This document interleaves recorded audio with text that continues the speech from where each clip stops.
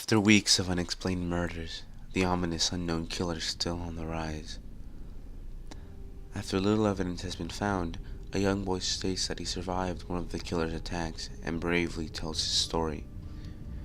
"I had a bad dream when I woke up in the middle of the night," says the boy. "I saw that for some reason the window was open, even though I remember it being closed before I went to bed. I got up and shut it once more. Afterwards, I simply crawled under my covers and tried to go to sleep. That's when I had a strange feeling, like someone was watching me. I looked up and nearly jumped out of my bed. There, in the little ray of light illuminating from between my curtains, were a pair of eyes. These weren't regular eyes, they were dark, ominous eyes. They were bordered in black and just plain out terrified me. That's when I saw his mouth, a long, horrendous smile that made every hair on my body stand up. The figure just stood there, watching me. Finally, after what seemed like forever, he said it. A simple phrase, but said it in a way only a madman could speak. He said, "Go to sleep." I let out a scream. That's what sent him at me. He pulled out a knife, aiming it at my heart. He jumped on top of my bed. I fought him back. I kicked, I punched, I rolled around, trying to knock him off me. That's when my dad busted in. The man threw the knife. It went into my dad's shoulder. The man probably would have finished him off if one of the neighbors hadn't alerted the police. They drove into the parking lot and ran towards the door. The man turned and ran down the hallway. I heard a smash like grass breaking. As I came out of my room, I saw that the window was pointing towards the back of my house was broken. I looked out. It seemed to vanish into the distance. I can tell you one thing. I will never forget that face. Those cold, evil eyes, and that psychotic smile. They will never leave my head. The police are still on the lookout for this man. If you see anyone that fits the description in this story, please contact your local police department. Jeff and his family had just moved into a new neighborhood. His dad had gotten a promotion at work, and they both thought it would be best to live in one of those fancy neighborhoods. Jeff and his brother, Lou, couldn't complain though. A new, better house. What was not to love? As they were getting unpacked, one of the neighbors came by. "Hello," she said. "I'm Barbara. I live across the street from you. Well, I just wanted to come over here and introduce myself. And to introduce my son." She turns around and calls her son over. "Billy, these are our new neighbors." Billy said hi and ran back to his yard. "Well," said Jeff's mom, "I'm Margaret, and this is my husband Peter, and my two sons, Jeff and Lou." They introduced themselves. Then Barbara invited them to her son's birthday party. Jeff and his brother were about to object when his mother said that they would love to. When Jeff and his family are done packing, Jeff went up to his mom. "Mom, why would you invite us to some kid's party? If you haven't noticed, I'm not some dumb kid." "Jeff," his mother said, "we just moved here. We should show that we want to spend time with our neighbors. Now we're going to that party, and that's final." Jeff started to talk, but stopped himself, knowing that he couldn't do anything. Whatever his mom said, something, it was final. He walked up to his room and plopped down on his bed. He sat there looking at the ceiling. Then suddenly, he got a weird feeling. Not so much a pain, but a weird feeling. He dismissed it as just some random feeling. He heard his mother call him down to get his stuff. He walked down to get it. The next day, Jeff walked down the stairs to get breakfast and got ready for school. As he sat there eating breakfast, he once again got that feeling. This time it was stronger. It gave him a slight tugging pain, but once again he dismissed it. As he and Lou finished breakfast, they walked down to the bus stop. They sat there waiting for the bus. And then, all of a sudden, some kid on a skateboard jumped over them, only inches above their laps. They both jumped back in surprise. "Hey, what the hell?" The kid landed and turned back at them. He kicked his skateboard up and caught it in his hands. The kid seemed to be about 12, 1 year younger than Jeff. He wears an Aeropostale shirt and ripped blue jeans. Well, well, well. It looks like we got some new meat. Suddenly, two other kids appeared. One was super skinny and the other was large. Well, since you're new here, I'd like to introduce ourselves.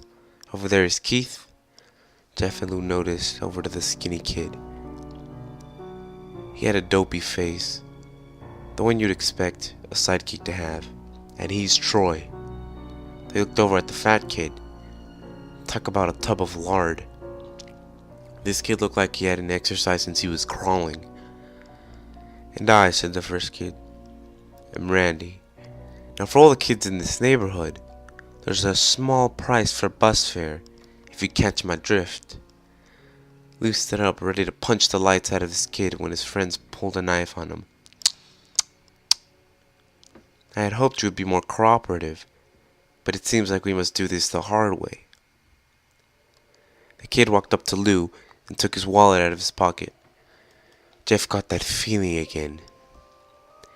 Now, it was truly strong, a burning sensation. He stood up, but Lou gestured him to sit down. Jeff ignored him and walked up to the kid. "Listen here, you little punk. Give back my bro's wallet or else." Randy put the wallet in his pocket and pulled out his own knife. "Oh, and what will you do?" Just as he finished his sentence, Jeff popped the kid in the nose.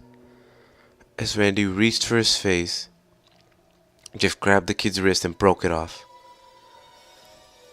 Randy screamed. Jeff grabbed the knife from his hand. Troy and Keith rushed Jeff, but Jeff was too quick. He threw Randy to the ground. Keith lashed out on him, but Jeff ducked and stabbed him in the arm. Keith dropped his knife and fell to the ground screaming. Troy rushed him too, but Jeff didn't even need a knife. He just punched Troy straight in the stomach and Troy went down. As he fell, he puked all over. Luke could do nothing but look in amazement at Jeff. "Jeff, how'd you?" That was all he said. Then they saw the bus coming, and they knew they'd be blamed for the whole thing. So they started running as fast as they could. As they ran, they looked back to see the bus driver rushing over to Randy and the others. As Jeff and Lou made it to school, they didn't dare tell what happened. All they did was sit and listen. Lou had just thought of his brother beating up a few kids, but Jeff knew it was more. There was something scary. As he got that feeling, he felt how powerful it was. The urge to just hurt someone. He didn't like how it sounded, but he couldn't help feeling happy. He felt that strange feeling go away and stay for the entire day of school. Even as he walked home, due to the whole thing near his bus stop, how now he probably wouldn't be taking the bus anymore. He felt happy. When he got home, his parents asked him how his day was, and he said in a somewhat ominous voice, was a wonderful day. The next morning, he heard a knock at his front door. He walked down to find 2 police officers at the door. His mother looking back at him with an angry look. "Jeff, these officers tell me that you attacked 3 kids, and that it wasn't a regular fighting, that they were stabbed." "Stabbed, son?" Jeff's gaze fell to the floor, showing to his mother that it was true. "Mom, they were the ones who pulled the knives on me and Lou." "Son," said one of the cops, "we found 3 kids, 2 stabbed and 1 having a bruise on his stomach. We have witnesses proving that you fled the scene. Now what does that tell us?" Jeff knew it was no use. He could say him and Lou had been attacked, but there was no proof it was not them who attacked them first. They couldn't say that they were fleeing because the truth told that they were. So Jeff couldn't defend himself or Lou. "Son, call down your brother." Jeff couldn't do it, since it was him who beat up all the kids. "Sir, it was me. I was the one who beat up the kids." Lou tried to hold me back, but he couldn't stop me. The cop looked at his partner, and they both nodded. "Well, kid, looks like a year in juvie." "Wait," says Lou. They look up to see him holding a knife. The officers pulled their guns, locked them on Lou. "It was me. I beat up those little punks. I have the marks to prove it." He lifted up his sleeves to reveal cuts and bruises, as if he was in a struggle. "Son, just put the knife down," said the officer, who held up the knife and dropped it to the ground.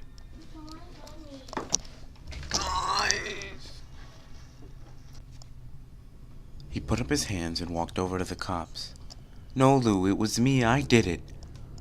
Jeff had tears running down his face. Huh. Poor bro. Trying to take blame for what I did. "Well, take me away." The officers led Lou out to the patrol car. "Lou, tell them it was me. Tell them I was the one who beat up the kids." Jeff's mother put her hands on his shoulders. "Jeff, please. You don't have to lie. We know it was Lou. You can stop." Jeff watched helplessly as the cop car speeds off with Lou inside. A few minutes later, Jeff's dad pulled into the driveway, seeing Jeff's face, knowing something was wrong. Son, what is it?" Jeff couldn't answer. His vocal cords were strained from crying. Instead, Jeff's mother walked his father inside to break the bad news to him. As Jeff wept in the driveway, after an hour or so, Jeff walked back into the house. Seeing that his parents were both shocked, sad, and disappointed, he couldn't look at them.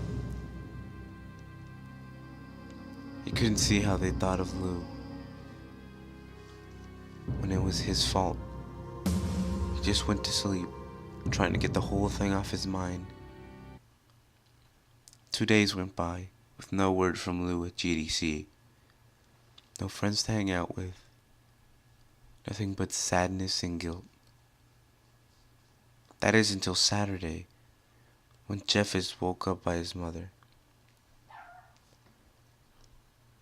With a happy, sunshiny face. "Jeff, it's the day." She quickly opened the curtains and that light flooded into his room. What's today?" asked Jeff as he stirs awake.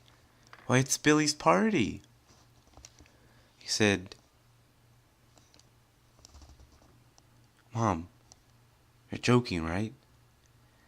You don't expect me to go to some kid's party after..." There was a long pause.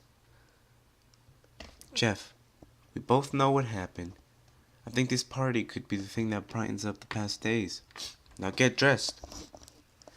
Jeff's mother walked out of the room and downstairs to get herself ready. He fought himself to get up. He picked out a random shirt and a pair of jeans and walked downstairs. He saw his mother and father all dressed up. His mother in a dress, his father in a suit. He thought, why would they ever wear such fancy clothes to a kid party?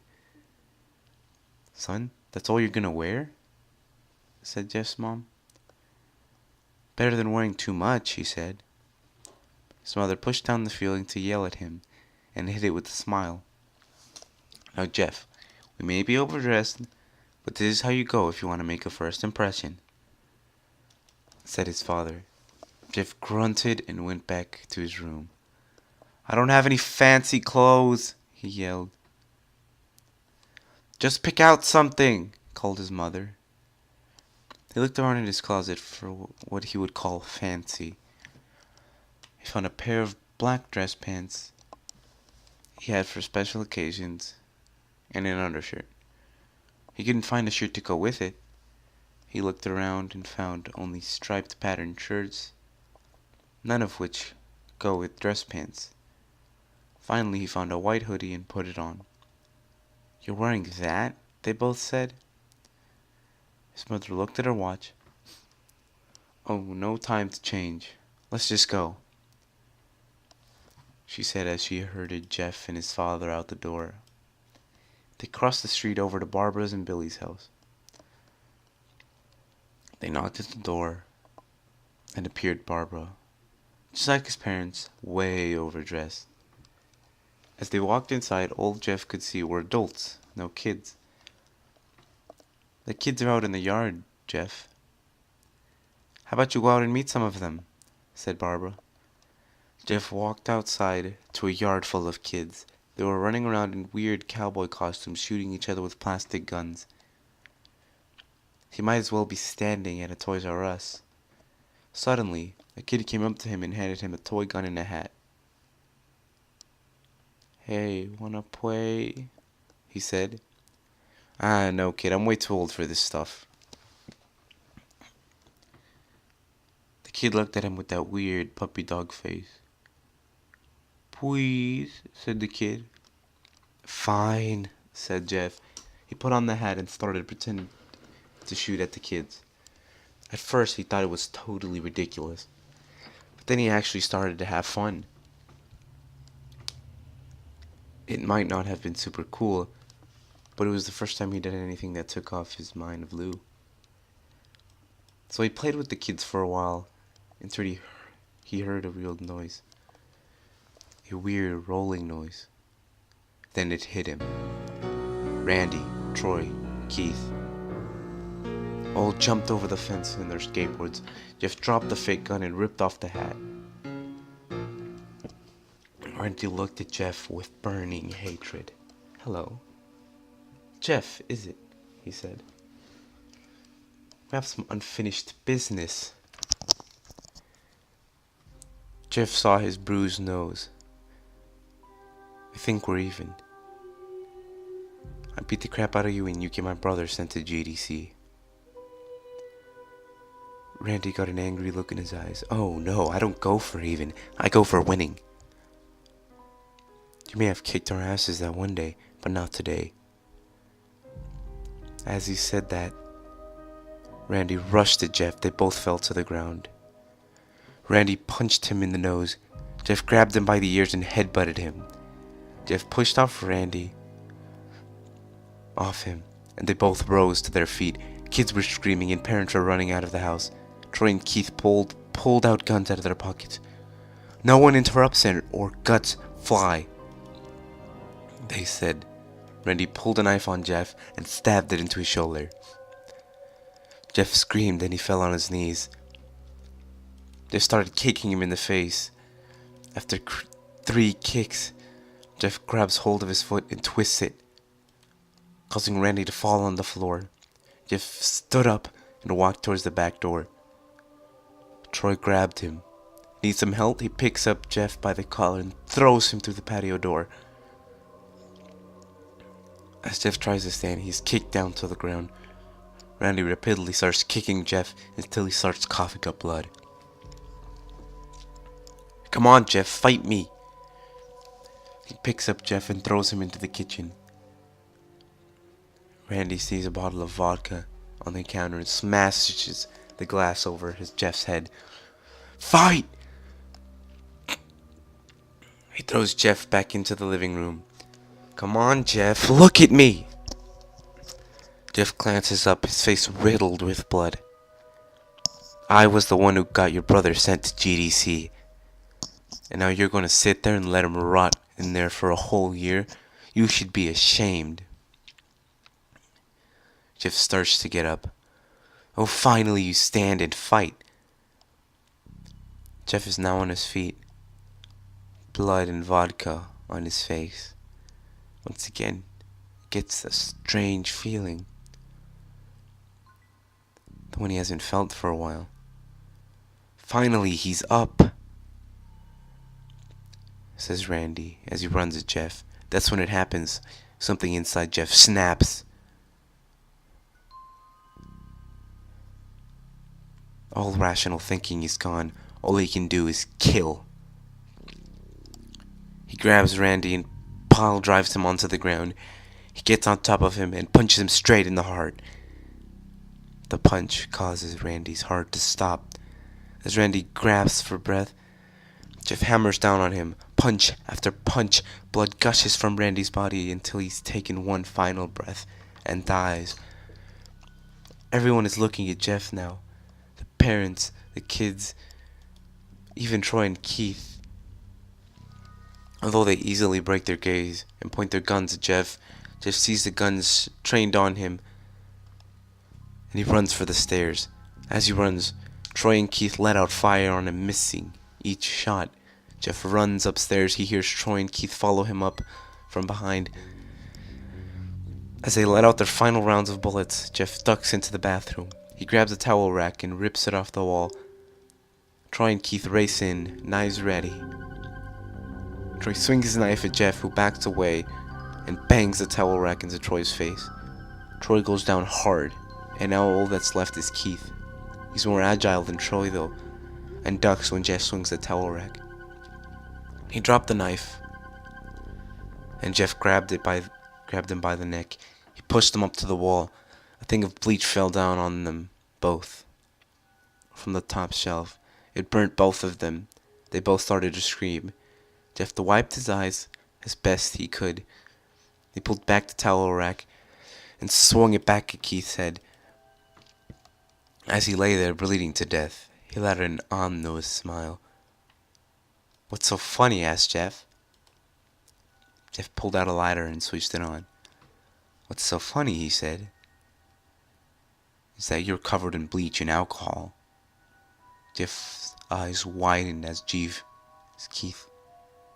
threw the lighter at him.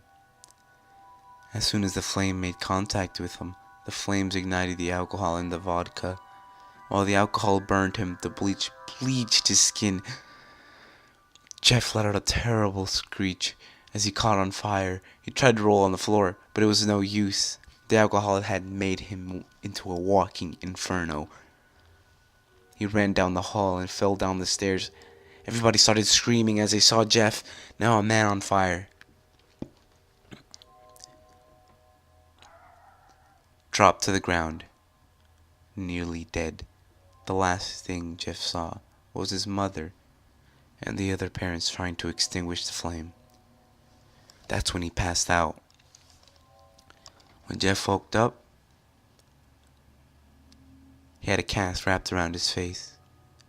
He couldn't see anything, but he felt the cast on his shoulder and stitches all over his body. He tried to stand up, but he realized there was some tube in his arm. And when he tried to get up, it fell out. The nurse rushed in.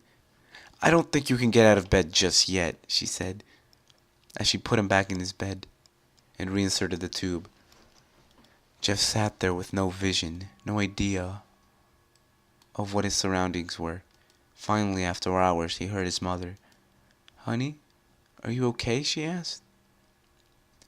Jeff couldn't answer, though. His face was covered. He was unable to speak. "Oh, honey, I have great news. After the witnesses told the police that Randy confessed to trying to attack you, they decided to let Lou go." This made Jeff almost bull tough, stopping halfway, remembering that the tube would come out of his arm. "He'll be out by tomorrow, and then you two would be able to be together again." Jeff's mother hugs Jeff and says her goodbyes. The next couple of weeks were those where Jeff was visited by his family. Then came the day his bandages would be removed. His family were all there to see it. What he would look like. As the doctors unwrapped bandages from his face, everyone was on the edge of their seats.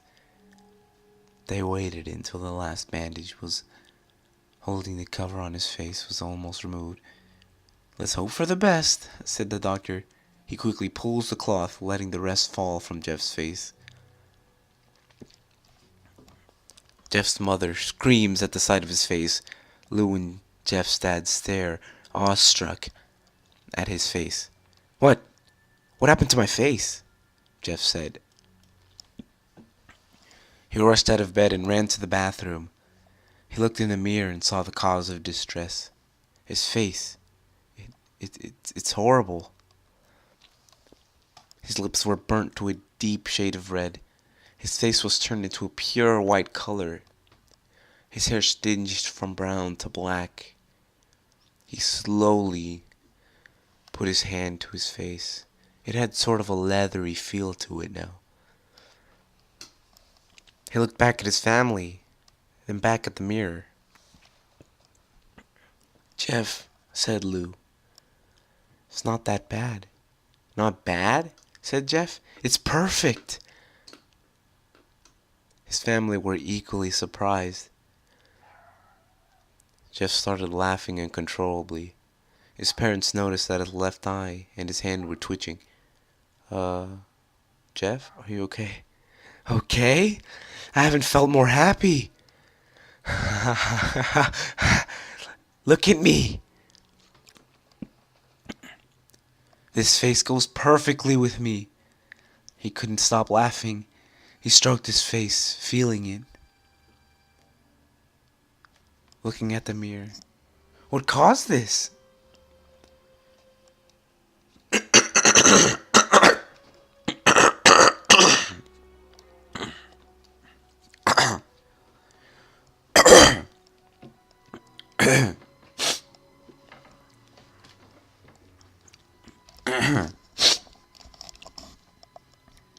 Well, you may recall that when he was fighting Randy, something in his mind, his sanity snapped.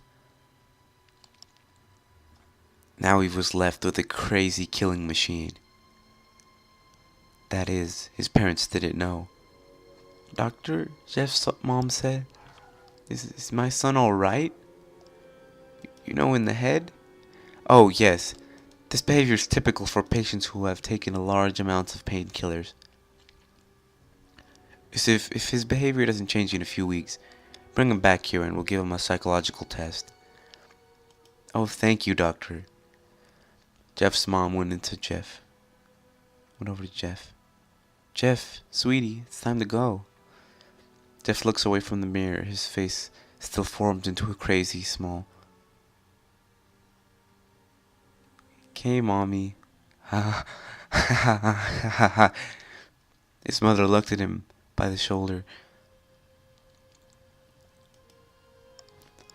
and told him to get his clothes. "This is what came in," said the lady at the desk. Jeff's mom looked down to see his black dress pants and his white hoodie his son wore. Now they were clean of blood and now stitched together. Jeff's mother led him to his room and made him put on his clothes. Then they left, not knowing that this was the final day of their life. Later that night, Jeff's mother woke to a sound coming from the bathroom. It sounded as if someone was crying. She slowly walked over to see what it was. When she looked in the bathroom, she saw a horrendous sight. Jeff had taken a knife and carved a smile into his cheeks. "Jeff, what are you doing?" his mother asked. Jeff looked over to his mother. "I couldn't keep smiling, Mommy. It hurt after a while, but now I can smile forever." Jeff's mother noticed his eyes ringed in black. "Jeff, your eyes." His eyes were seemingly never closing. "I couldn't see my face. I got tired, and my eyes started to close. I burned out the eyelids so I could see myself forever. My new face." Jeff's mother slowly started to back away, seeing that her son was going insane. "What's wrong, Mommy? Aren't I beautiful?" "Yes, son, yes, you are," she said. "Let me go get Daddy so he can see your face." She ran into the room and shook Jeff's dad from his sleep. "Honey, get the gun. She stopped as she saw Jeff in the doorway holding a knife. "Mommy, you lied." That's the last thing they hear as Jeff rushes them with the knife, gutting both of them. His brother, Lou, woke up, startled by some noise. He didn't hear anything else, so he just shut his eyes and tried to go back to sleep. As he was on the border of the slumber, he got the strangest feeling that someone was watching him. He looked up.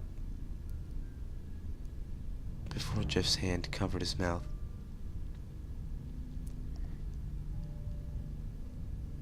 he slowly raised the knife, ready to plunge it into Lou. Lou thrashed and tried to escape Jeff's grip. "Shh," Jeff said. "Just go to sleep."